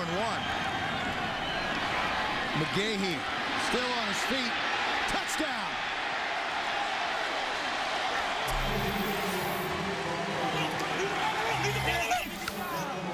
Able to keep his feet and dive across the goal line.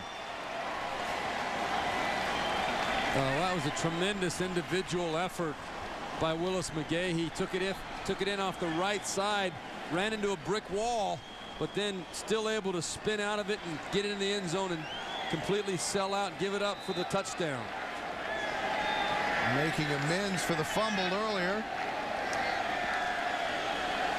2nd touchdown of the season. Stover on to try the extra point. It's good. So 6:28 left to go. McGahee with a touchdown run. Ravens with a comfortable lead, 27-13. Ravens lead at 27-13 after the McGahee touchdown.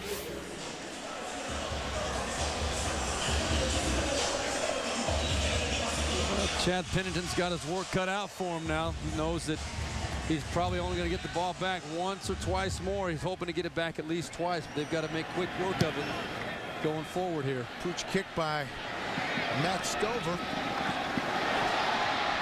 Ted Ginn Gets it out close to the 40-yard line. 6:24 left to go. Chad Pennington back to work when we return. The NFL on CBS is sponsored by the Home Depot, the official home improvement sponsor of the NFL. And by Subway, home of the famous always made fresh $5 footlong. Subway, eat fresh. Well, the Wildcat offense has not been very effective today against this Baltimore Ravens defense. No, you could just sense the confidence that the Ravens had going into this thing. Bart Scott just said it, you know, that defense, that offense is irritating. That's all it is. It just irritates me that we have to prepare for it. Miami trying to make up 14 points on the NFL's #1 defense. Again, able to come back and get it. Very nice throw and catch. That's called the fade stop. Chad Pennington, knowing he had the one-on-one matchup on Fabian Washington on the outside, the throw is purposely thrown behind the defender because you know the defender's not looking at you. The receiver knows if that's a situation where the defensive back is over the top, that ball might be thrown on his back shoulder.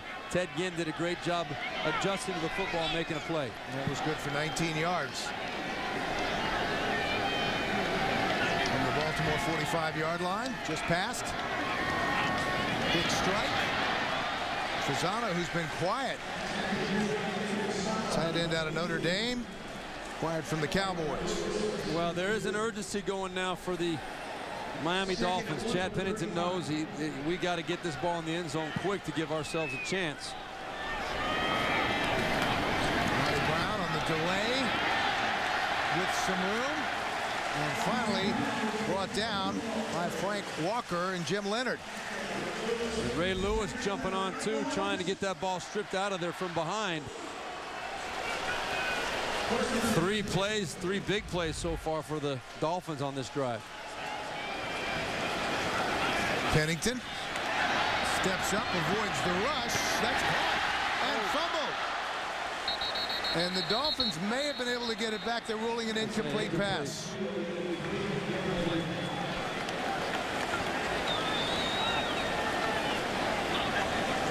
Ronnie Brown did come up with it, but I'll tell you, this very easily could have been a catch and fumble. You see the great strip by Jim Leonard. It's really kind of irrelevant because Ronnie Brown did recover the ball. Although not irrelevant to the Dolphins because Ronnie Brown did cover the ball and it would have been a big gain for Miami. And a little slow in getting up and going to the sideline. Yes. So 2nd and 10. 5:02 left to play. Dolphins down by 14. Cobbs is the motion man. Pennington lost it. And he tried to throw that away as he was going down. Patrick Cobbs was in the vicinity. And Bart Scott doing a great job bringing pressure off the edge. Just came up nice spin move right there. Coming up inside, he hit Justin Smiley in the left guard and then spun back right into Chad Pennington's midsection. Bart in his 7th year out of Southern Illinois. Since Wildcat, the Dolphins been averaging over 400. Here we are, we're in Wildcat right now. Not as successful today again. On 3rd down, Ronnie Brown, they got the reverse going to Cobbs. And again, this tremendous pursuit by the Ravens defense.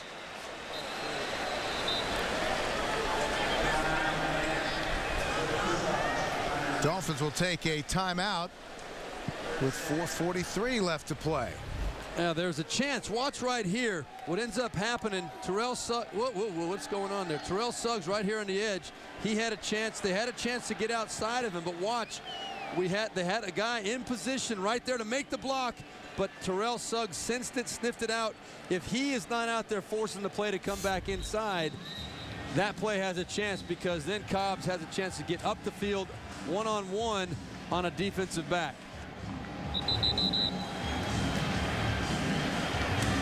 So that'll bring up 4th down. 4th and 7. Will Parcells looking on.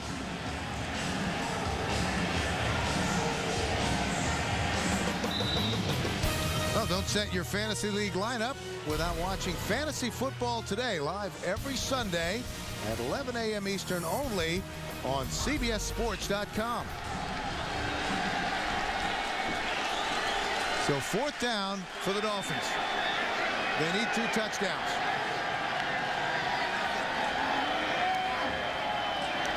Pennington. Oh, Cobbs brought down hard, well short of the 1st down. Wow, what a great play by Ed Reed, the perennial Pro Bowler, fighting a neck injury this year, but I'll tell you what, the guy continues to show up week after week. He read this play perfectly, knew the situation, knew to give up the short throw to Cobbs underneath and then come up and trust your tackling ability. What a great play by a fantastic football player, Ed Reed. Also back in Miami, where he helped lead the Hurricanes to the national championship his senior year. So it will go over on downs to the Ravens.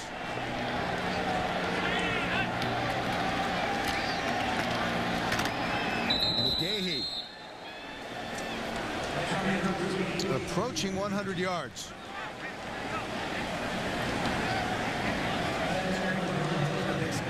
Well, John Harbaugh, the head coach for Baltimore, he told us, his quote to us yesterday about this Wildcat thing was he'd be disappointed if Miami gained an inch on them. And their defense showed up today against the Wildcat. They were confident. They were very confident. And you can't say enough about the great job that the offense has done, you know, really controlling the ball and keeping that defense fresh on the sideline all day long. Letting that clock run. McGahee stay in bounds. Cuts it back to the 23. Channing Crowder made the stop. Dolphins will take a timeout. Ravens, it's been tough going on the road for them. They've lost 7 straight road games by a combined score 192-80.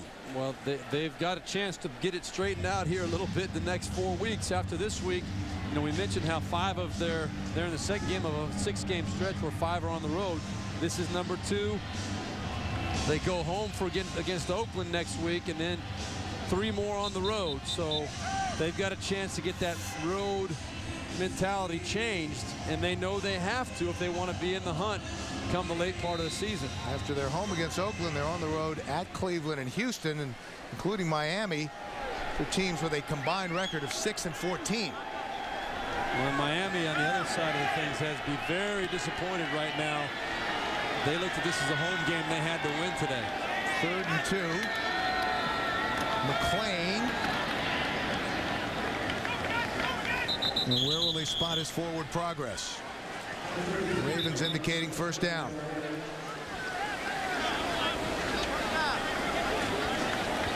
Now there's hats flying, helmets flying, all kinds of stuff flying out there.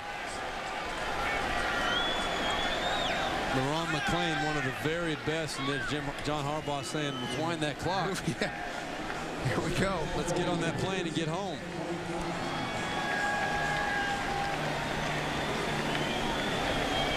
Joe Flacco has been quietly effective today. Really managed the game well for Baltimore. 17 of 23, 232 yards and a touchdown.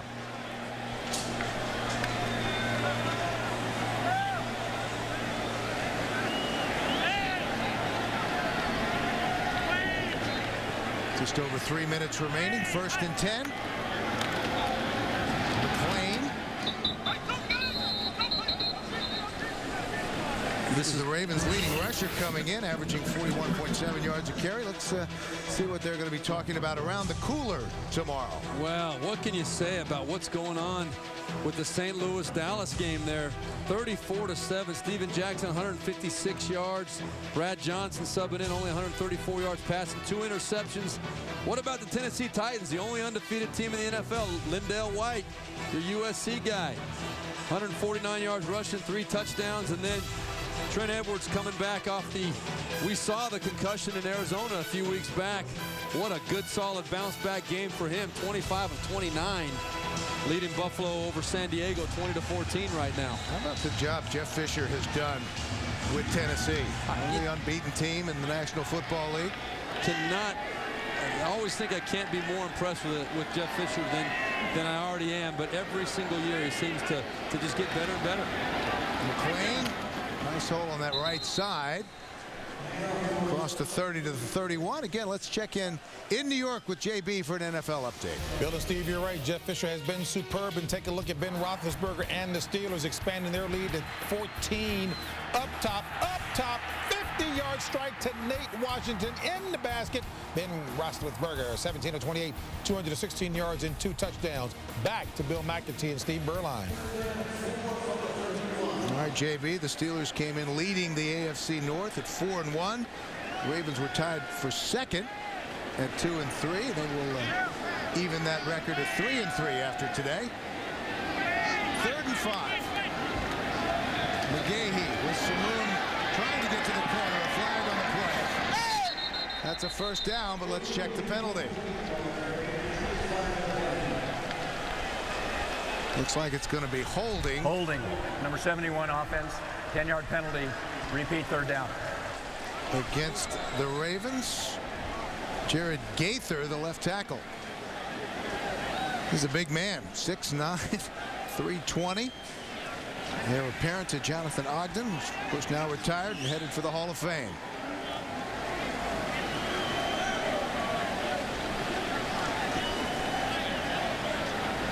We'll wind the clock, and that'll take us down to the 2-minute warning. They move it back to just past the 20-yard line.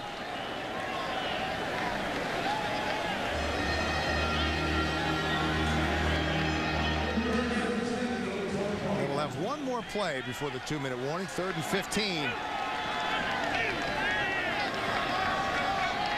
Clayton in motion.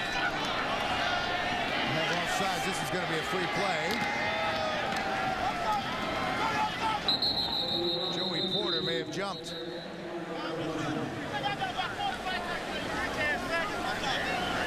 Offside. Number 55 defense. 5-yard penalty. Repeat 3rd down. This is the 2-minute warning. There we go. We've reached the 2-minute warning. 27-13 Ravens. Back to Miami after this. It started with a nickel here. Chad Pennington looking on. He'll see his streak of the 100-point passer rating come to an end. 3 consecutive. 3rd and 10 for the Ravens. McClain.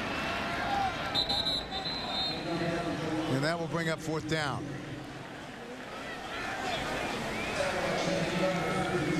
You know, one thing that Tony Sperano, another point today, we talked about how well Joe Flacco has played for Baltimore. Tony Sperano for the Miami Dolphins said that we did not want to allow this kid to get his feet set. He seems to, when he gets his feet set, he seems to be pretty effective. And I think one of the problems was that all day long, Joe Flacco was able to throw in desirable situations, get set up in the pocket. He took the checkdowns when he was there. He never really was pressured into any bad plays, and that was a big factor in how well the Baltimore Ravens have played as well.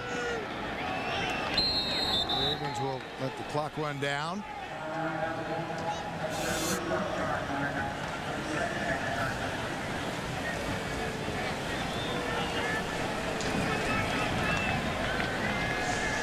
John Harbaugh, 6th game as head coach of the Baltimore Ravens after 10 years as an assistant in Philadelphia.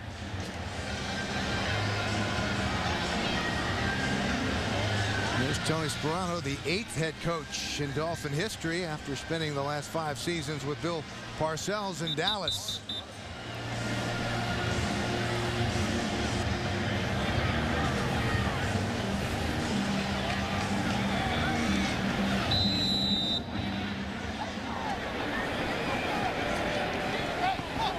So 1:13 left to play.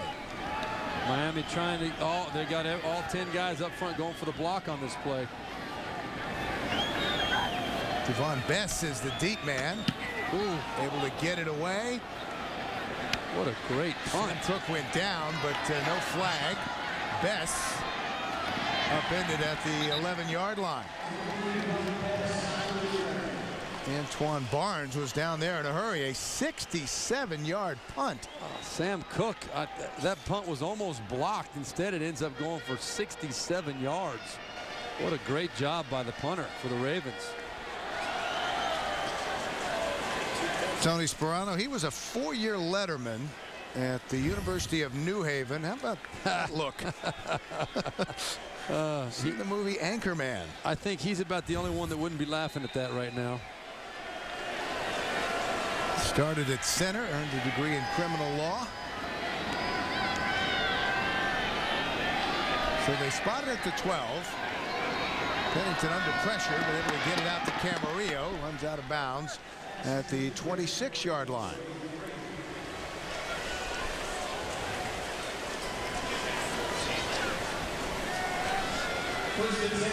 Well, I'll tell you, there was really one glaring mistake by Chad Pennington, and it translated into a 7-point touchdown for the Baltimore Ravens. The interception in the first half. Big momentum swinger, and made Miami jump into that catch-up mode for most of the rest of the afternoon. Terrell Suggs with the pick 6. Pennington, timing route again, and he's able to hang on but not get out of bounds. He's hammered by Ed Reed. Clock continues to run. 40 seconds remaining.